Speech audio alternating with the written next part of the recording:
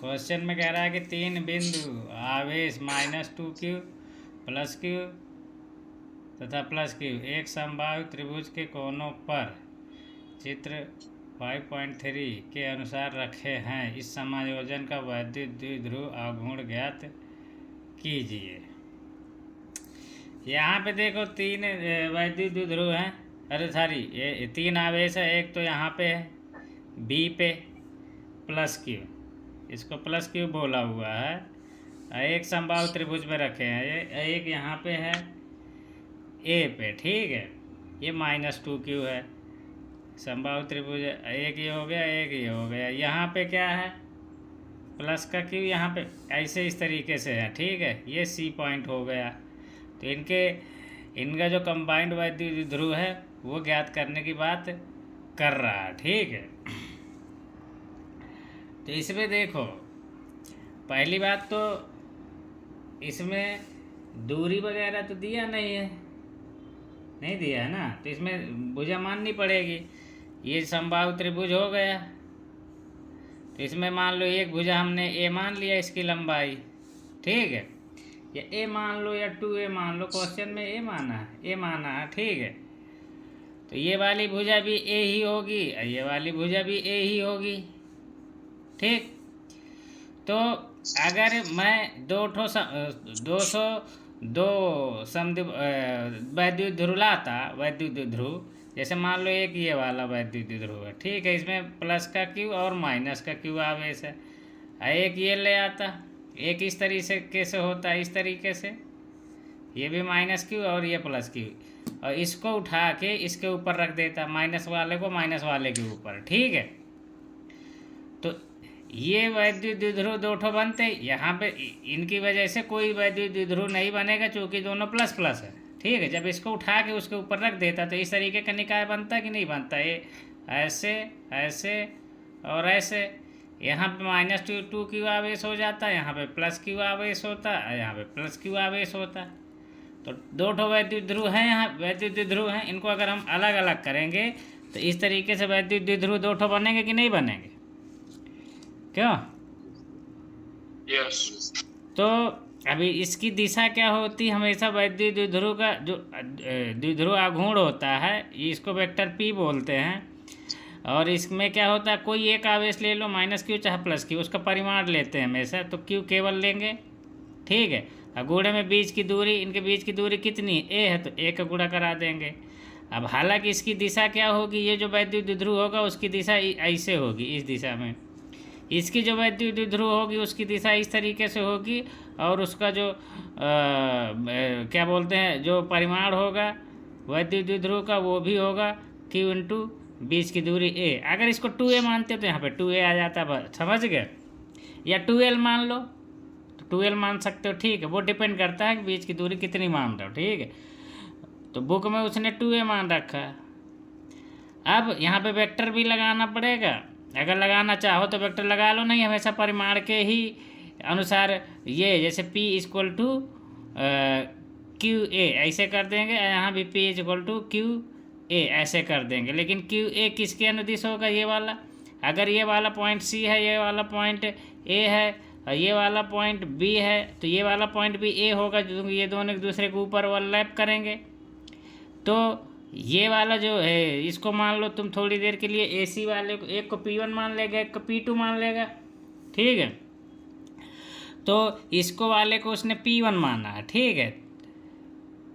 ये वाले को P2 माना है। तो यहाँ से अगर मैं देखूँ तो P1 जो वैद्युत द्विध्रुव, P1 वेक्टर = क्या हो जाएगा, Q इंटू बीच की दूरी, समझ गए।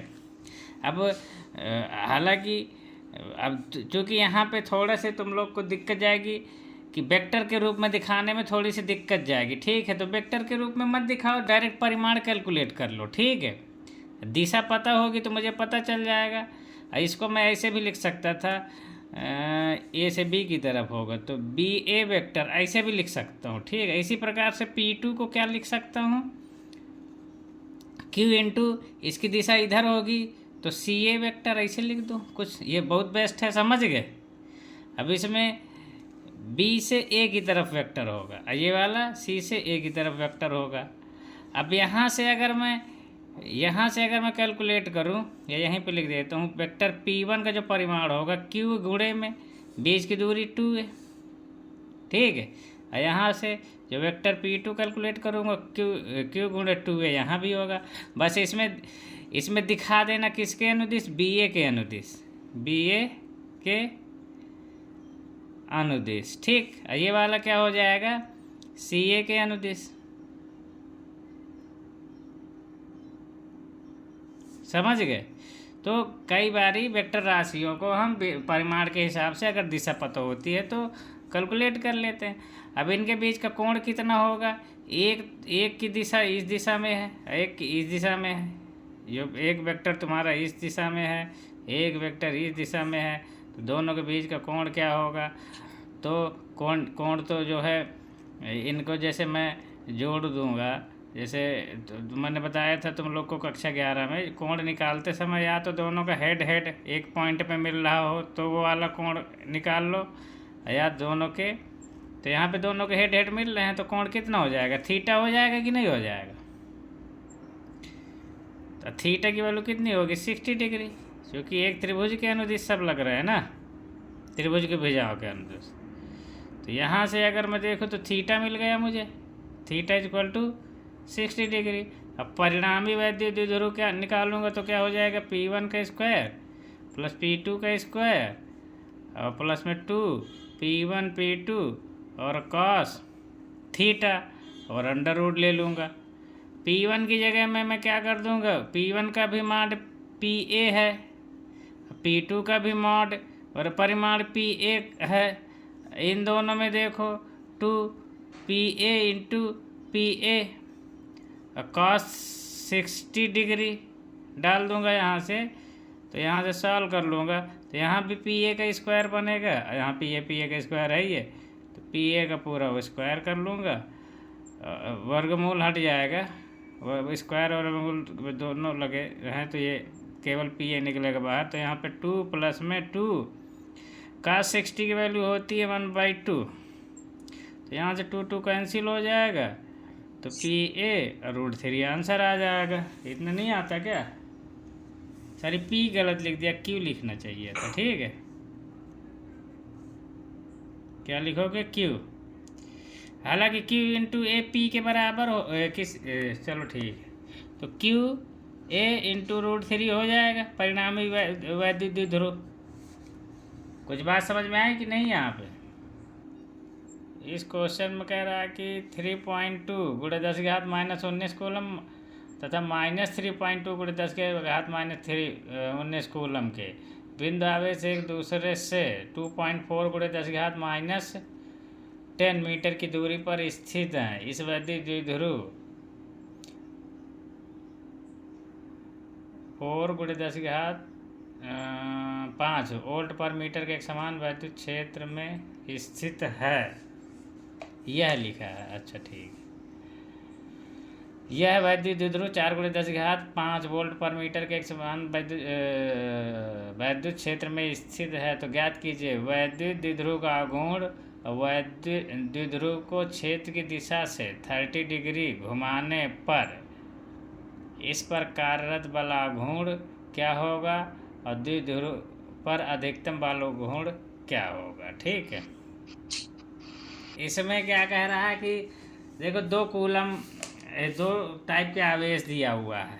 एक तो आवेश है तुम्हारा कितना 3.2 गुणे 10⁻⁻19 कूलम, ठीक है। दूसरा आवेश या Q1 Q2 मान लो, मानना हो तो दूसरा आवेश है -3.2 गुणे में 10⁻⁻19 कूलम, ठीक है। तो या इसको चलो ठीक है, फिर क्या कह रहा है, एक दूसरे से ये कितनी दूरी पर है, एक ये है इस Q1 कितना ये, चलो ठीक है, बीच की दूरी कितनी है 2.4 गुणे में 10⁻⁻10 इतनी दूरी है इनकी, क्या है मीटर है, मीटर है, ठीक है। 3.2 गुणे 10⁻⁻19 Q2 हो जाएगा माइनस का 3.2 गुणे 10⁻−19 कूलम कूलम। ठीक है, यह वैद्युत द्विध्रुव 4 गुणे 10⁵ वोल्ट मीटर के एक समान वैद्युत चुंबकीय क्षेत्र में स्थित है। अच्छा, तो खैर चलो, जब स्थित होगा तो वैद्युत क्षेत्र की तीव्रता भी दे दिया है उसने। कितना दे दिया है? E बराबर में 4 गुणे में 10⁵ वोल्ट पर मीटर। ठीक है, इस तरीके से। तो ये तो सिंपली फार्मूला बेस्ड क्वेश्चन है। इसमें पहले तो द्विध्रुव आघूर्ण पूछा है, तो द्विध्रुव आघूर्ण अगर पूछे तो नॉर्मली परिमाण ही निकालते हैं। ठीक है, यूपी बोर्ड में तो P = Q × 2L होगा, और यहाँ पे 2L की वैल्यू दे रखा है। अगर 2L देखोगे तो कितना 2.4 गुणे में 10⁻−10। तो यहाँ से जो है P = तुम्हारा आ जाएगा, कोई एक आवेश का परिमाण ले लो, जैसे इसको ले लो 3.2 गुणे में 10⁻−19 और गुणे में 2L की जगह हो जाएगा 2.4 गुणे 10⁻−10। ये हो गया द्विध्रुव का गुण। बस इसको सॉल्व कर दोगे, आंसर आ जाएगा। ये सवाल शायद इसके पहले पूछा जा चुका है यूपी बोर्ड में। हाँ, पूछा जा चुका है। तो 10⁻−29 ये देखो 2001 में पूछा था, अभी 2023 में भी सेम सवाल पूछा था। तो समझे, इसका इसमें गुणा करा तो जो भी आंसर आएगा। अब कितना आएगा गुणा करना नहीं, यूपी बोर्ड में कब पूछा गया मुझे ध्यान नहीं है, लेकिन ये क्वेश्चन बैंक में मिला था ये क्वेश्चन, उसमें लिखा होगा कब पूछा गया था। ठीक है, तो ये इतना हो जाएगा। क्या हो जाएगा ये, इसका मात्रा क्या होगा? कूलम इंटू ये तो कूलम हो गया इंटू मीटर। ठीक है, बस मात्रक का महत्व है, जरूर लिख देना। 29 होगा यहाँ पे। ठीक है, फिर बल आघूर्ण जो होता है, जैसे अभी ये होगा इस स्थिति में होगा। ठीक है, अब जैसे मान लो वैद्युत क्षेत्र ये है, ये पहले इस स्थिति में रहा होगा, फिर तुमने इसको घुमा दिया। ठीक है, अब हमेशा क्या है कि वैद्युत ध्रुव आघूर्ण माइनस से प्लस की ओर होता है। पहले से इसका द्विध्रुव आघूर्ण की दिशा क्या रही होगी? ये वाली रही होगी, -Q से +Q। अब इसको घुमा देंगे तो द्विध्रुव आघूर्ण की दिशा क्या हो जाएगी? ये वाली हो जाएगी। ठीक है, ये पहले तो वेक्टर P ये था, अब वेक्टर P ये वाला हो जाएगा। तो पहले और बाद की स्थितियों में जो अंतर आएगा, ये +Q है, ये -Q है। ठीक है, तो यहाँ पे क्या हो जाएगा? कितने एंगल पे घुमाया? 30 डिग्री घुमा दिया। पहले इसे पढ़ा था, इसे घुमा दिया। तो यहाँ पे थीटा कितना हो जाएगा? पार्ट 2 में थीटा = 30 डिग्री। फार्मूला हमारा होता है बल आघूर्ण बराबर में PE sin थीटा। ठीक है, अभी इसका डेरिवेशन आज वाले में भेज दिया करके। तो P की वैल्यू ऑलरेडी तुम निकाल चुके हैं, 6.8 गुणे में 10⁻−29।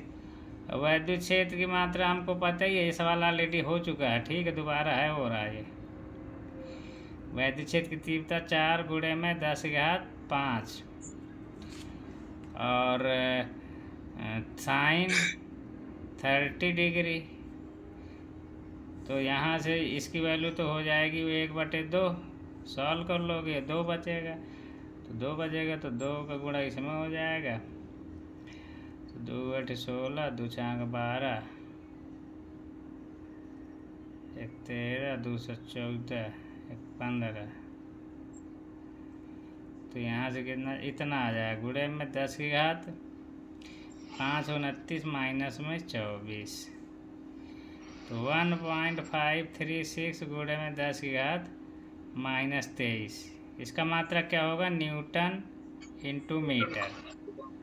ठीक है, बल आघूर्ण का जो मात्रक तुम लोग पहले इसके यूज किए होगे, बल गुणे दोनों बलों के बीच की दूरी वाला फार्मूला यहाँ पे अप्लाई होगा। मात्रक ध्यान रखना, यही आएगा। क्वेश्चन का आंसर देख लो, कितना इतना ही आ रहा है। एक किसी में पूछ दिया है टाउ मैक्स कि अधिकतम बला घूर्ण क्या होगा। अधिकतम का मतलब होता है जब अधिकतम शब्द का यूज करेगा तो अधिकतम बल आघूर्ण के लिए, अधिकतम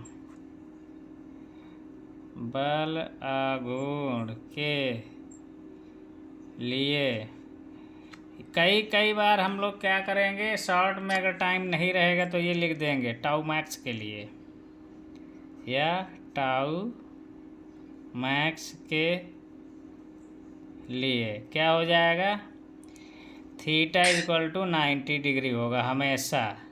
जब इसको ऐसे ला के ऐसे 90 डिग्री कर देंगे तो अधिकतम बल आघूर्ण करेगा। इसी में देख लो साइन थीटा की अधिकतम वैल्यू कब होगी, जब थीटा का मान 90 डिग्री होगा। तो टाउ का मान इन दोनों, ये दोनों अगर कांस्टेंट है तो थीटा के हिसाब से अगर घट बढ़ रहा है तो थीटा का अधिकतम जब मान होगा तभी टाउ का मान भी अधिकतम होगा। तो वहाँ पे साइन थीटा की जगह 90 डिग्री रख देंगे, तो साइन थीटा की वैल्यू जो 1/2 थी साइन 30 की जगह वो 1 आ जाएगी।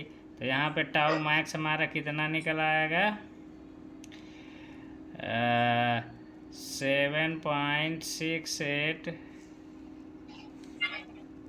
इंटू में 10⁻⁻29 गुणे में 4 गुणे में 10⁻5 गुणे में साइन 90 डिग्री। इसको सॉल्व करोगे तो इसकी तो वैल्यू 1 हो जाएगी। इनका मल्टीप्लाई कर देना, पिछली बार 2 आया था, की बार 1 आया, तो इसी का जस्ट डबल हो जाएगा। तो 36 दूनी 72, 15 दूनी 30। तो आंसर जो आएगा इसका मैं इधर लिख दे रहा हूँ इसी पेज में। अब अगले पेज में क्या लिखूँ मैं, टाउ मैक्स की वैल्यू जो आएगी इसी का डबल हो जाएगा। तो 3.072 गुणे में 10⁻⁻29 न्यूटन इंटू मीटर आ जाएगा। समझ गए। हेलो, सवाल में कह रहा है कि एक वैद्युत द्विध्रुव प्लस 150 माइक्रोकूलम तथा माइनस 150 माइक्रोकूलम के दो आवेशों से मिलकर बना है जिसके बीच की दूरी 6 सेंटीमीटर है। द्विध्रुव की अक्षीय, पहला में परिक्षीय तथा दूसरे में निरक्षीय स्थिति पर इसके केंद्र से 4 सेंटीमीटर की दूरी पर स्थित बिंदु पर वैद्युत क्षेत्र की तीव्रता ज्ञात कीजिए। ठीक है, ये सवाल पूछा हुआ है, अच्छा सवाल है ये। देखो ये भी, ये वाला 150 × 10⁻⁻6 और ये वाला 150 × 10⁻6 है माइनस का, लेकिन माइनस का कूलम, माइनस का है ये। ठीक है, घात दोनों की सेम है, बस आवेश ये वाला प्लस का है, ये माइनस का है। ठीक है, फिर क्या कह रहा है, इसको कई बार जैसे इसको ए नाम दे दिया, इसको बी नाम दे दिया, तो इसको ऐसे लिख देते हैं क्यू ए, यहाँ पे लिख देते हैं क्यू बी, इसमें डाउट नहीं रहता। ठीक है, चलो अब कह रहा है कि अच्छी स्थिति में तुमको क्या निकालना है, वैद्युत क्षेत्र की तीव्रता निकालनी है अच्छी स्थिति में। ठीक है, तो अच्छी स्थिति में जो पॉइंट होगा तुम्हारा यहाँ पे होगा। ठीक है, अक्ष के अनुदिश होगा इसकी और इसके। ठीक है, तो तुम लोग क्या करते, जो नॉर्मल बच्चा होता है यूपी बोर्ड से पढ़ा हुआ होता है, जब एग्ज़ाम में सवाल आता है तो अच्छी स्थिति वाला फार्मूला अप्लाई कर देता है। ठीक है, अच्छी कितनी दूरी है, इसके केंद्र से 4 सेंटीमीटर की दूरी पर, इसका केंद्र ये है, इससे 4 सेंटीमीटर की दूरी पर। इन दोनों के बीच की दूरी कितनी है, 6 सेंटीमीटर। ये वाली दूरी 6 सेंटीमीटर है। ठीक है, तो ये बच्चे बहुत गलती करते हैं इसमें। अभी देखना क्या गलती होती है, इसका सेंटर से यहाँ तक के बीच की दूरी कितनी है, जिस बिंदु पर निकालनी है, बिंदु पी की, ये बिंदु पी है, 4 सेंटीमीटर है। तो ये तो आर है, नो डाउट, ये वाला आर है। इधर से 2L = 6 सेंटीमीटर हो जाएगा।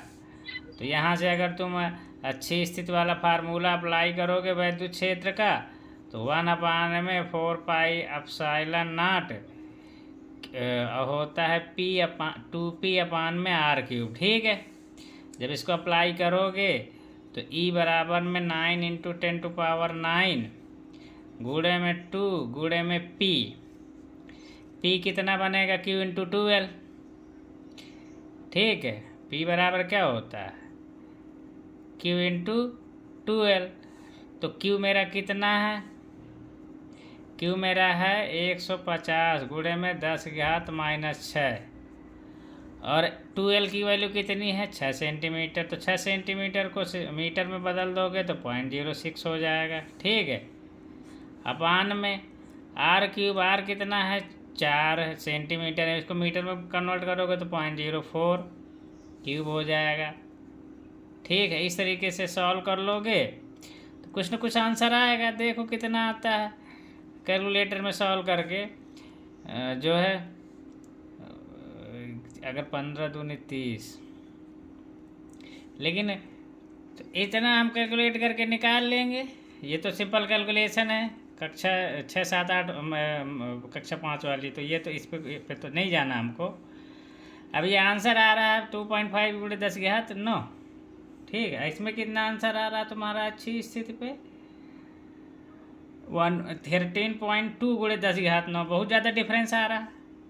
आना कितना चाहिए 13.2 गुणे 10⁻9। तो जब एग्जाम में क्वेश्चन आएगा ऑब्जेक्टिव में तो ये भी रहेगा ये भी रहेगा, तो तुम क्या करोगे इसका निकाल के टिक कर दोगे, ये वाला नहीं कर पाओगे, ठीक है। जबकि सही यही है। अब इसमें रीजन क्या है इसके बारे में बात करते हैं, ठीक है। तो यूपी बोर्ड में 1% बच्चा तो गलत ही करके आएगा, वो यही लगा के आएगा, ठीक है। अब इसको कौन लगा के आएगा पहले चेक कर लो, ठीक है। ज़्यादातर तो सवाल भी इसी फार्मूले पे आता है, ठीक है। इस वाले फार्मूले पे बहुत कम ही सवाल आता है। यहाँ पे गलती हमने ये करी है कि यहाँ पे हमारा देखो 12 की वैल्यू कितनी है 6 सेंटीमीटर, और r की वैल्यू कितनी है 4 सेंटीमीटर। अब हम हमेशा जो है तो यहाँ से l की वैल्यू कितनी आएगी 3 सेंटीमीटर, ठीक है। तो r और l अगर देखें तो दोनों में डिफरेंस जो है बहुत कम है। r 4 सेंटीमीटर है, l 3 सेंटीमीटर है। तो ऐसा थोड़ी इसको कर सकते। ये वाला फार्मूला हमें कब मिला था, ये वाला तब मिला था कि हम r is much greater then l हो, तब मिला था, समझ गए। मच ग्रेटर देन का मतलब अगर r 100 है और l 1 है तो ये वाला फार्मूला एकदम सटीक आंसर देगा, समझ गए। कुछ बात समझ में आ रही कि नहीं। तो अगर r 1 है तो l कितना हो 0.01, तो दोनों का हो जाएगा काम, ठीक है। ये वाला फार्मूला चल जाएगा, ठीक है।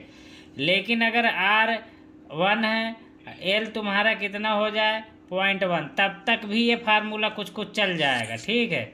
क्योंकि r का l कितना है 10% है लगभग, ठीक है। लेकिन कुछ चलेगा, थोड़ा थोड़ा डिफरेंस आएगा, समझ गए।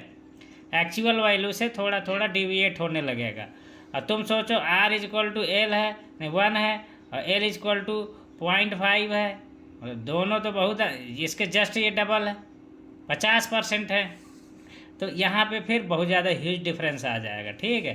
तो लगभग 1%, अगर 1% हो या 0.1% हो, जैसे मान लो r तुम्हारा 1 है, l की वैल्यू 0.001 है, तब तो एकदम सटीक बैठेगा इसका आंसर।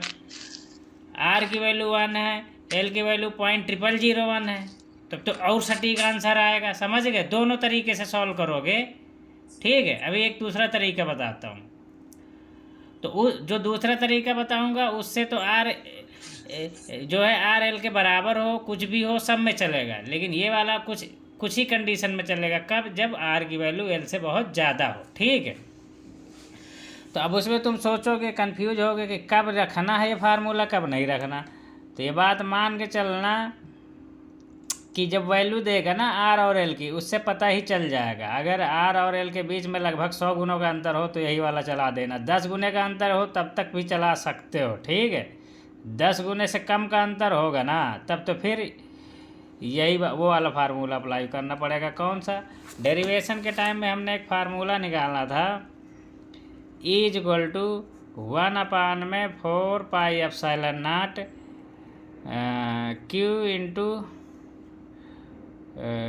Q इंटू 2L, और हमारा आया था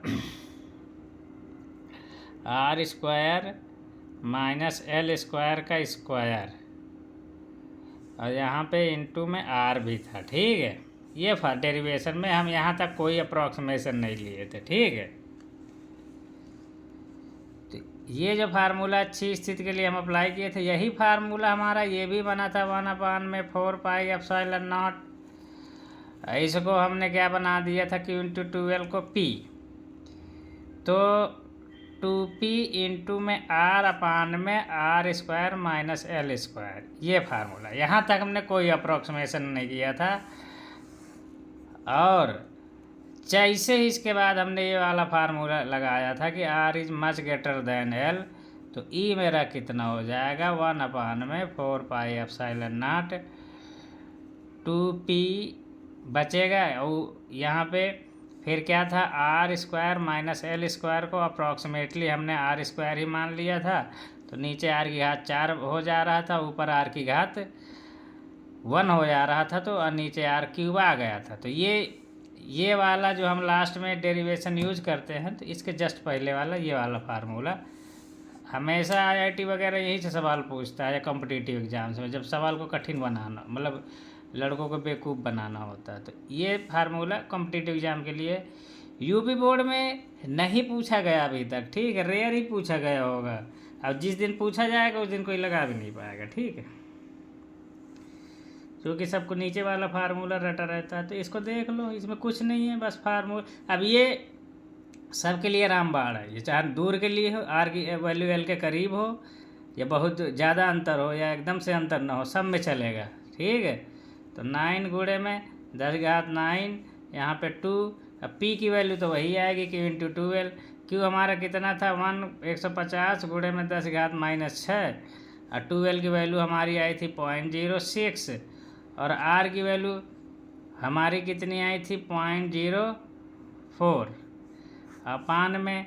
अब R की स्क्वायर करेंगे हम, तो हमारा आ जाएगा 0.04 का स्क्वायर, माइनस में L का स्क्वायर करेंगे। चूँकि 2L हमारा 6 के बराबर है, तो L की वैल्यू हो जाएगी 0.03 का स्क्वायर। समझ गए?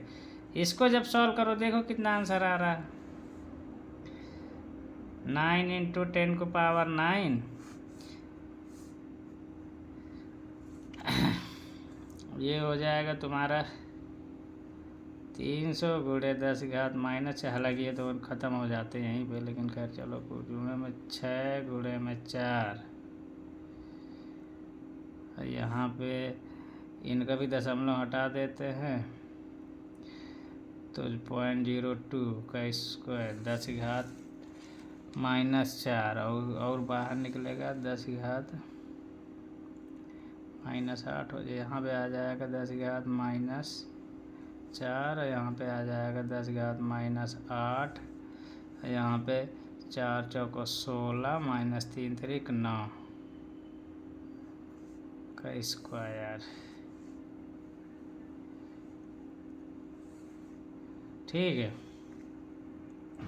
तो यहाँ पे 16 में से 9 गए, कितना बचेगा, 5। 9 गुणे में 10 की घात, तो ये देखो ये आ जाएगा 13.2 गुणे में 10⁹9 न्यूटन इंटू मीटर। नहीं, वैद्युत क्षेत्र निकालना ना, न्यूटन पर कूलम होगा। ठीक है, तो अब यहाँ पे देखो, कैलकुलेशन मेन इम्पोर्टेंट नहीं है यहाँ से यहाँ तक का। अगर तुम कोई बच्चा यहाँ इतने भी लिख के चला आएगा 648 अपान में 49, तो भी उसको नंबर फुल मिल जाएगा। ठीक है, यहाँ पे मेन है कि उसने फार्मूला कौन सा यूज किया। ठीक है,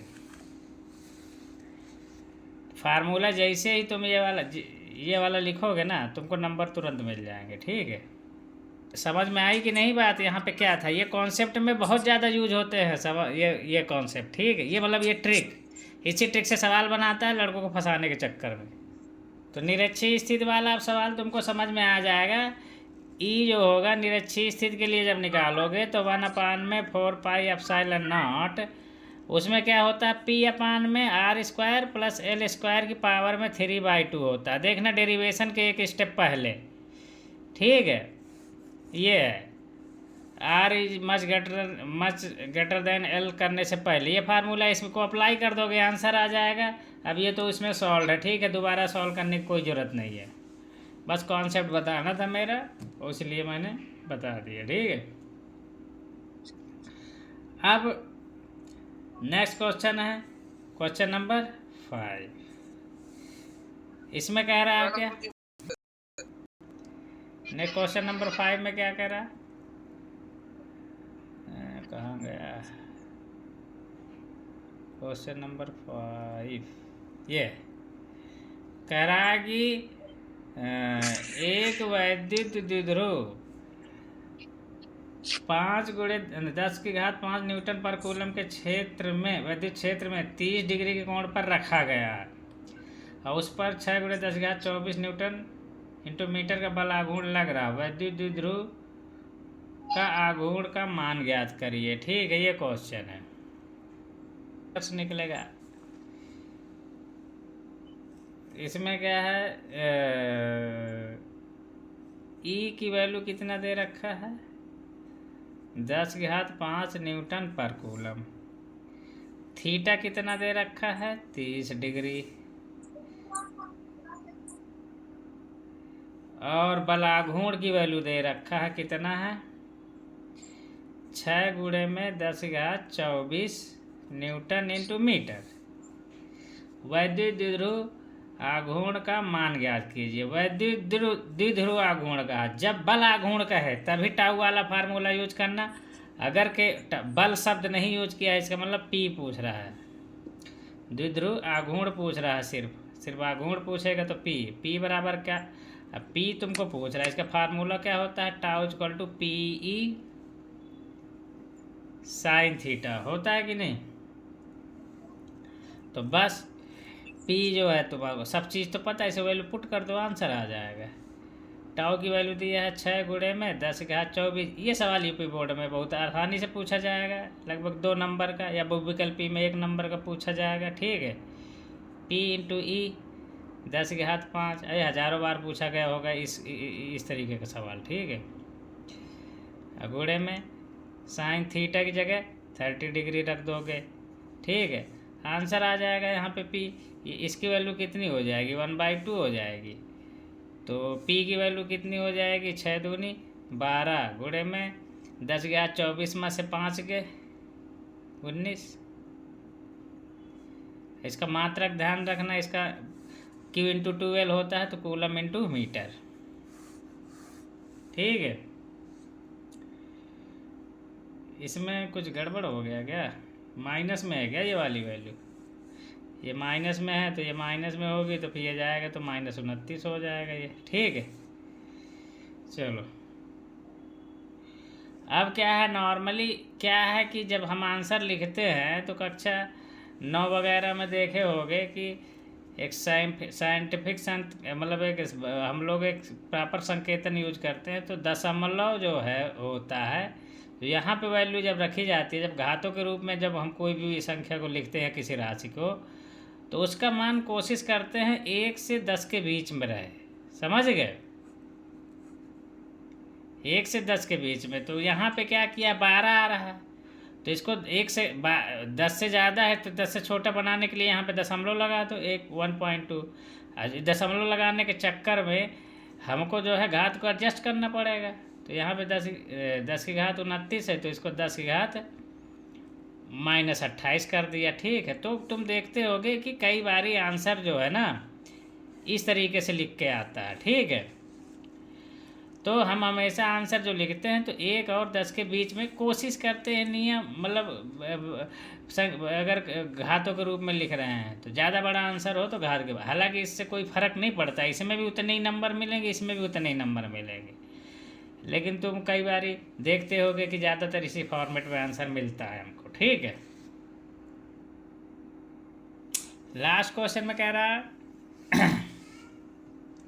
दो एक जैसे वैद्युत द्विध्रुव ए बी और सी डी जिनमें से प्रत्येक के द्विध्रुव आघूर्ण P हैं तथा 120 डिग्री के कोण पर चित्र 1.54 के अनुसार रखे हैं, इस संयोजन का परिणामी द्विध्रुव आघूर्ण ज्ञात कीजिए यदि प्लस x दिशा में एक समान वैद्युत क्षेत्र E आरोपित हो तब संयोजन पर कार्य करने वाले बलाघूर्ण का मान ज्ञात कीजिए। ये क्वेश्चन 2014 में पूछा गया था।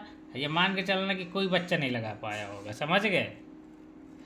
जिसने भी कोई तैयारी वैयारी करता रहा होगा IIT वगैरह की तो वो तो लगा लिया होगा, या जो भी है, नहीं बाकी का तो कोई किसी को हवा नहीं लगी होगी क्वेश्चन, ठीक है। तो चलो देख लो। अब इसमें कह रहा है कि द्विध्रुव आघूर्ण के बीच का कोण कितना है, 120 डिग्री, ठीक है। इसको मैं इधर लगा देता हूँ क्योंकि आधा सवाल उधर जाएगा, आधे इधर जाएगा। इसमें देखो चित्र बना के रखा है इसने, ठीक है। ये प्लस है और ये माइनस है, ठीक है। इधर ये एक्स एक्सिस है, ठीक है। और एक दूसरा वैद्युत द्विध्रुव है ये, इसमें ये प्लस है और ये माइनस है, ठीक है। तो अब यहाँ पे ये प्लस क्यू इसको मान रहा है, इसको माइनस क्यू मान रहा है, इसको प्लस क्यू मान रहा है, इसको माइनस क्यू, ठीक है। तो द्विध्रुव के बीच के जो कोण नापे जाते हैं या द्विध्रुव का किसी भी चीज़ के साथ जब कोण नापा जाए तो उसको हमेशा द्विध्रुव आघूर्ण की दिशा पहले दिखाते हैं, फिर वो उसको उसी की जो द्विध्रुव आघूर्ण की जो दिशा होती है उसके साथ नापते हैं तो पता चलता है कि वो कितना कोण बना रहा नहीं बना रहा। तो इसके जैसे इसका और इसका दोनों का नापेंगे, वैसे देखने में अगर ये वाला कोण कितना है 120 डिग्री दिया हुआ है तो आदमी सोचेगा कि दोनों द्विध्रुव एक समान है। इसका नाम क्या है C, इसका नाम है D, इसका नाम है A, इसका नाम B है। तो दोनों के बीच का कोण कितना ले लेगा, 30 डिग्री ले लेगा। अब आंसर लगा देगा। लेकिन मैंने एक लाइन बोला था जब डेरिवेशन कराया था, हालांकि ध्यान नहीं रहता लोगों को, तो जब क्वेश्चन करोगे तो अब ध्यान हो जाएगा, ठीक है। तो इसमें दोनों के बीच का जो कोण होता है तुम लोग 30 डिग्री ही लेते। मैंने पूछा नहीं, कायदे से पहले पूछना चाहिए तुम लोगों से। लेकिन कोण क्या है, इसका द्विध्रुव आघूर्ण की दिशा क्या होगी, इसकी द्विध्रुव आघूर्ण की दिशा होगी D से C की ओर, समझ गए। इस दिशा में होगा द्विध्रुव आघूर्ण, इस दिशा में, ठीक है। ये होगा, मान लो इसको P2 मान लो, ठीक है। ये CD वाला है। इसी प्रकार इसका जो द्विध्रुव आघूर्ण होगा इसका माइनस से प्लस की ओर होगा, इसकी दिशा जो बनेगी वो ये बनेगी ऐसे, ठीक। ये इसको मान लो ये P2 है तुम्हारा, P1, ठीक। और तो मैं यहाँ पे इसको P2 लिख दे ले रहा हूँ, ठीक है। इसको हटा दे रहा हूँ। तो अब देखो तो दोनों किस तरीके की स्थिति हो गई है। एक तो ऐसे स्थिति में है, ये तुम्हारा P1 हो गया, और दूसरा जो है ऐसे जा रहा है ये, ठीक है। ये तुम्हारा P2 हो गया, ये तुम्हारा P1 द्विध्रुव आघूर्ण हो गया, ठीक है। तो अब देखोगे तो इनके बीच का जो कोण होता है, मैंने बोला था या तो बिंदु से, किसी कॉमन बिंदु से दोनों हेड बाहर की ओर आ रहे हैं या उसके पास की ओर आ रहे हैं। तो यहाँ से देखोगे तो ये वाली दोनों लाइनों में हेड बाहर की ओर जा रहा है, तो यही वाला कोण होगा 120 डिग्री, ठीक है। वेक्टरों के बीच का एंगल नापने के लिए मैंने हमेशा बोला था किसी बिंदु पे, जिस बिंदु पर वेक्टरों को आगे पीछे करने पर जहाँ पे वो मीट कर जाए, ठीक है। जैसे एक वेक्टर ये है, एक वेक्टर ये है, ठीक है। तो इनके बीच का कोण कितना होगा, तो इसको जो है आगे पीछे बढ़ाओ और मिलाओ, देखो जहाँ पे कट कर रहे हैं। अब इसमें देखो हमेशा दो कोण मिलेंगे, एक तो ये वाला कोण है, एक ये वाला कोण है। तो इसमें से कौन सा कोण होगा, तो देखो इसमें से अगर देखोगे तो इसमें से बाहर की ओर हट जा रहा है, इसमें भी बाहर की ओर हट जा रहा है, तो ये वाला दोनों के बीच का कोण होगा। अगर इसको देखोगे तो इसमें देखो एक में क्या है, इसमें तो इसमें जो है इधर तो हेड जा रहा है, इधर कोई हेड पे हेड जा ही नहीं रहा, तो ये कोण कभी नहीं हो सकता, समझ गए। तो इस बात को ध्यान देना, ठीक है। यहाँ पे 120 डिग्री हो गया कोण। और या तो दूसरी पॉसिबिलिटी ये होती है कि दोनों क्या बोलते हैं कि दोनों वेक्टर, जैसे एक पॉइंट है, एक वेक्टर ऐसे आ रहा है, एक वेक्टर ऐसे आ रहा है, इन दोनों दोनों इसी पॉइंट पे मीट कर रहे हैं दोनों के हेड, तब भी ये वाला कोण नाप लोगे एकदम सटीक निकलेगा, समझ गए।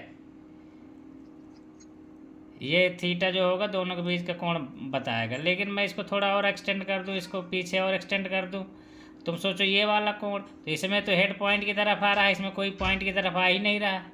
ये वाली जो लाइन है इसमें कोई वेक्टर ही नहीं है, ठीक है। तो ये चीज़ कभी नहीं हो सकती। और भी केस होंगे, बाद में देख लेंगे, ठीक है। इसमें क्वेश्चन पे आ जाओ। तो 120 डिग्री हो गया कोण, यही केवल नापना था और कुछ तो था नहीं इस क्वेश्चन में। कह रहा है कि एक समझ, तो बलाघूर्ण देखो दोनों के बीच का कोण पता चल गया, दोनों एक समान जैसे हैं। तो अगर इसका परिमाण इसका वाले का P1 का जो वेक्टर द्विध्रुव गुण होगा उसका भी सेम होगा, इसका भी सेम होगा परिमाण। तो यहाँ पे देख लो इस क्वेश्चन को। तो अब यहाँ पे हम परिणामी निकालेंगे P, तो अंडर रूट में P1 square plus P2 square plus 2P1 P2 cos theta. यहाँ पे P1 की वैल्यू कितनी होगी, जो भी होगी, ठीक। दोनों का द्विध्रुव गुण कितना मान रहा है, P, तो इसको P नेट लिख देते हैं, P नेट, ठीक है। तो यहाँ पे P1 और P2 इक्वल टू P है, दोनों का परिमाण बराबर है किसके, P के। तो P नेट मेरा कितना आ जाएगा, P का स्क्वायर प्लस P का square plus 2PP cos 120 degree. तो यहाँ से जो आंसर बनेगा मेरा, ये सब बाहर निकल आएंगे, ये एक कास, तो P square 2P square plus में 2P स्क्वायर कास 120 की वैल्यू कितनी होती है, क्यों, माइनस का 1/2। जल्दी बोलो कि भूल गए तुम लोग। हाँ। तो कितना आंसर आ जाएगा, P आ जाएगा।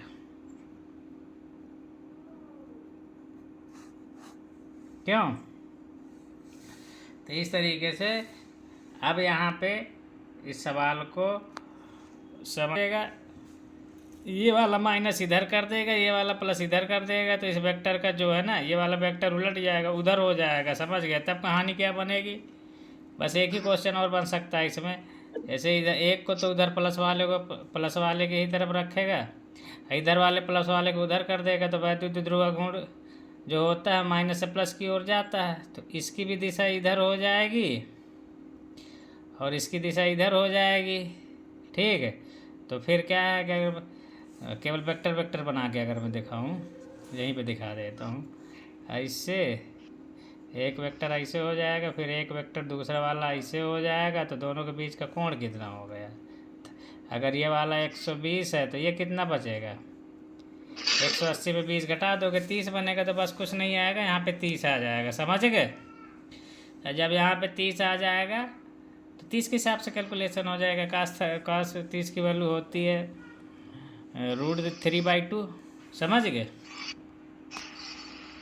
तो तुम्हारे पास दो तरीके हैं, या तो इसका बलाघूर्ण निकालो और इसका दोनों का निकाल के अलग अलग वेक्टर सम करो, या तो द्विध्रुव आघूर्ण आ ही गया है तो बलाघूर्ण का फार्मूला डायरेक्ट अप्लाई कर लो, P नेट जो भी आया इनटू PE साइन थीटा होता है, ठीक है। अप्लाई कर दो, आंसर आ जाएगा। PE कितना है, P, और वैद्युत क्षेत्र की तीव्रता कितना है, कितना है E, और एक्स एक्सिस के साथ। अब एक चीज़ इसमें एक चीज़ देखनी, इसमें चलो जो जिस तरीके सॉल्व किया है मैं इस तरीके से बता देता हूँ, बाकी एक आध तरीके और भी हैं, ठीक है। तो क्या है कि जब कोई भी, जैसे ये दोनों वेक्टर हैं, अभी के अकॉर्डिंगली जो क्वेश्चन के अकॉर्डिंग था, एक वेक्टर ये था तुम्हारा, एक वेक्टर ये था, ठीक है, ये था तुम्हारा P1, ये था तुम्हारा P2, और दोनों के बीच का एंगल 120 था, ठीक है। अब इनके चतुर्भुज, इसके समांतर इस पे खींचोगे लाइन और इसके समांतर इसके शीर्ष से खींचोगे, ठीक है। तो कुछ ये कहीं ना कहीं पे ये मिलेगा, ठीक है, कुछ ऐसे मिलेगा जाके यहाँ पे। तो ये परिणामी वेक्टर मिलेगा, ये P नेट वेक्टर होगा, P नेट वेक्टर होगा। चूँकि एक्स एक्सिस की दिशा ये है, तो कहीं ना कहीं जो इसका परिणामी पी नेट होगा कोई ना कोई एंगल एक्स एक्सिस से बनाएगा। जब तक वो कोण का एंगल पता नहीं होगा तब तक ये हम थीटा निकाल नहीं सकते। ठीक है, थीटा तो क्या होता है, वैद्युत क्षेत्र की दिशा से होता है। वैद्युत क्षेत्र की दिशा यही है, ये वाली। तो इसके साथ कितने का एंगल बनाएगा, जो ये वाला पी है, मेन क्वेश्चन ये है। तो इसके लिए क्या करते हैं, नॉर्मली क्या होता है, कोई दो वेक्टर पता होता है, मान लो इसमें P1 P2 इसका दिया, P1 इसको दिया, ठीक है। अच्छा P1 उसको मान, अच्छा एक तो सीधा सीधा डायरेक्ट खड़ा है, खैर चलो ठीक है। तो P1 से बुक में क्या है ना, PR की वैल्यू P1 के साथ ये वाला एंगल निकालना है, ठीक है। ये अल्फ़ा जो निकलता है, तुम लोग पढ़े होगे कभी भी जब कक्षा 11 में पढ़े थे कि दो वेक्टर होते हैं, मान लो ये वेक्टर A है, ये वेक्टर B है, तो इनके बीच का जो कोण, जो परिणामी जो निकलता है, ये निकलता है, ठीक है। तो अगर ये ए वेक्टर ए के साथ अल्फ़ा कोण बना रहा, तो उसका फार्मूला तुम लोग रटे थे, क्या रखे थे, tan अल्फ़ा बराबर में P2, ये वाला B को P2 मान, B साइन थीटा अपान में A प्लस में B cos थीटा। अब यहाँ पे जगह नहीं है, थोड़ा से बड़ा, चलो उधर लिख दे, लगा देना पूरा क्लियर लगा देते।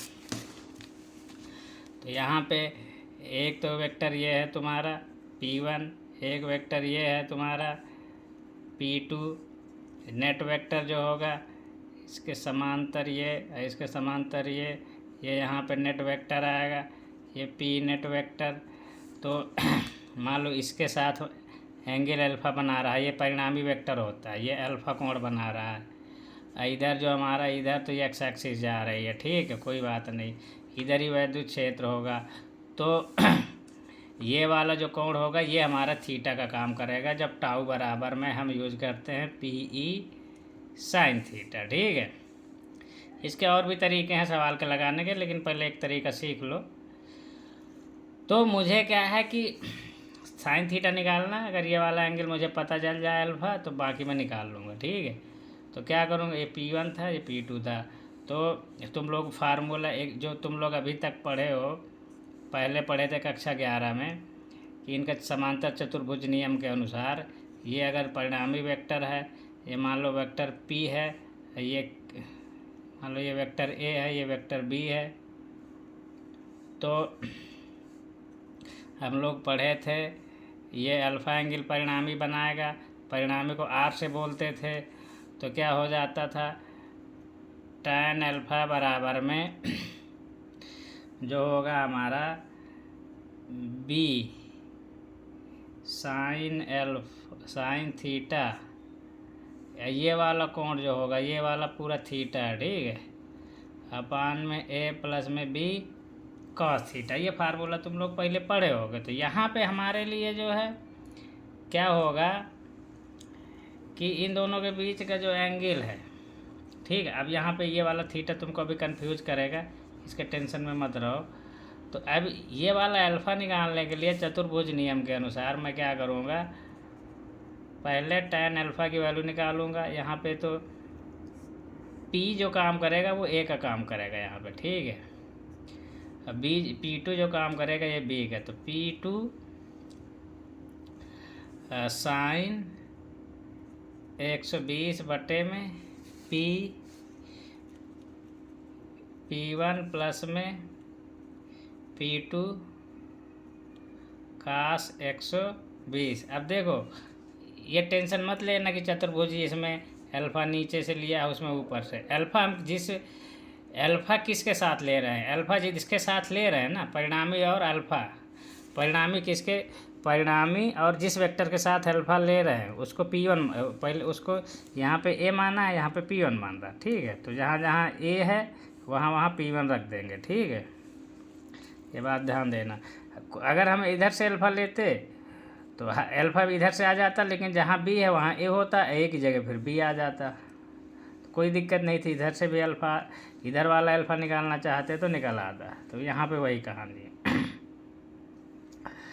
तो चलो ठीक है। तो यहाँ से मेरा क्या निकलेगा, P1 और P2 की वैल्यू तो सेम है, तो P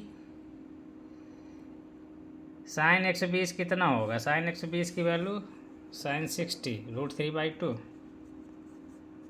अपान में पी प्लस में पी कास 120 की वैल्यू कितनी होती है?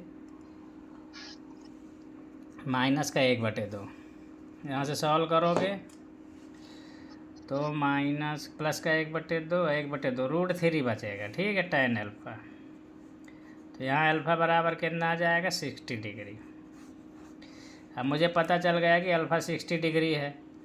ये वाला तो वर्टिकली है ही है, फिगर से दिख रहा है हमको वाई एक्सिस के अनुदिश है ये वाला एक्स एक्सिस के अनुदिश है। तो ये वाला अगर एंगल हमको 60 डिग्री पता चल गया तो थीटा तो हमें पता चल ही जाएगा। थीटा मेरा कितना हो जाएगा? 90 - 60 डिग्री कितना हो जाएगा? 30 डिग्री यहाँ से, ठीक है। अब देखो यहाँ पे जो थीटा यूज हुआ है उसको इसके साथ मत यूज कर लेना, ये पहले फार्मूले में यूज हो चुका है, ठीक है। या तो कंफ्यूज हो रहे हो तो इस थीटा को कोई दूसरा नाम दे देना, बीटा दे देना, वो भी चलेगा, ठीक है। ये तो मैं समझाने के लिए, इसका फार्मूला तुमको याद कराने के लिए वाला बताया हूँ। अब यहाँ पे क्या होगा? थीटा मुझे पता चल गया तो टाउ बराबर तुरंत निकल आ जाएगा। पी ई दोनों के बीच का एंगल 30 डिग्री है। बस पी की वैल्यू हम पहले ही निकाल चुका था, पी ही आया था, पी नेट। यहाँ पे पी नेट यूज होगा। और ई की वैल्यू तो ई तो बता ही रहा है। और साइन 30 की वैल्यू कितनी हो जाएगी? 1/2। तो टाउ बराबर क्या हो जाएगा? PE/2। अच्छा सवाल था, लेकिन ये सवाल बहुत ही कम बच्चे लगा पाए होंगे, ठीक है। और भी तरीके हैं इसके सॉल्व करने के।